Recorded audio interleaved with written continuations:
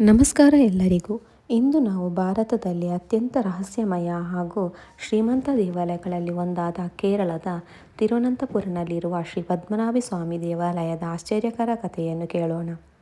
ಈ ದೇವಾಲಯವು ವಿಷ್ಣುವಿನ ಅವತಾರವಾದ ಶ್ರೀ ಪದ್ಮನಾಭ ಸ್ವಾಮಿಯವರಿಗೆ ಸಮರ್ಪಿತವಾಗಿದೆ. ಇಲ್ಲಿ ದೇವರು ಅನಂತಶೇಷನ ಮೇಲೆ ವಿಶ್ರಾಂತಿ ತೆಗೆದುಕೊಂಡಿರುವ ಭಂಗಿಯಲ್ಲಿದ್ದಾರೆ. ಸಾವಿರಾರು ವರ್ಷಗಳ ಇತಿಹಾಸ ಇರುವ ಈ ದೇವಾಲಯಕ್ಕೆ ಪ್ರತಿದಿನ ಲಕ್ಷಾಂತರ ಭಕ್ತರು ಬರುತ್ತಾರೆ. ಆದರೆ ಈ ದೇವಾಲಯ ಪ್ರಸಿದ್ಧವಾಗಿದ್ದು ಒಂದು ದೊಡ್ಡ ರಹಸ್ಯದಿಂದ. 2011ರಲ್ಲಿ ಸುಪ್ರೀಂ ಕೋರ್ಟ್ ಆದೇಶದ ನಂತರ ದೇವಾಲಯದ ಒಳಗಿನ ಗುಪ್ತ ಕೋಣೆಗಳನ್ನು ತೆರೆದಾಗ ಎಲ್ಲರೂ ಆಶ್ಚರ್ಯಪಟ್ಟರು. ಅಲ್ಲಿ ಅಪಾರ ಖಜಾನೆ ಸಿಕ್ಕಿತು.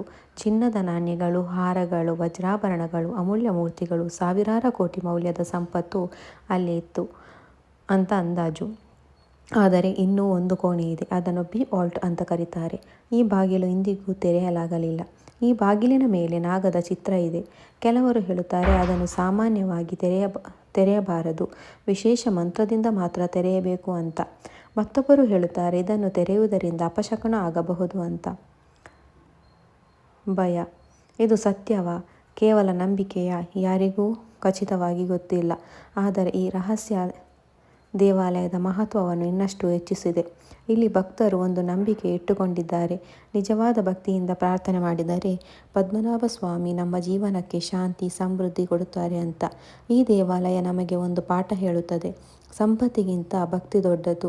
ದೇವರಲ್ಲಿ ನಂಬಿಕೆ ಇದ್ದರೆ ಮನಸ್ಸಿಗೆ ಧೈರ್ಯ ಸಿಗುತ್ತದೆ. ನಿಮಗೆ ಈ ಕಥೆ ಇಷ್ಟವಾಯಿತಾ? ಇನ್ನಷ್ಟು ದೇವಾಲಯ ರಹಸ್ಯಗಳಿಗಾಗಿ ಫಾಲೋ ಮಾಡಿ.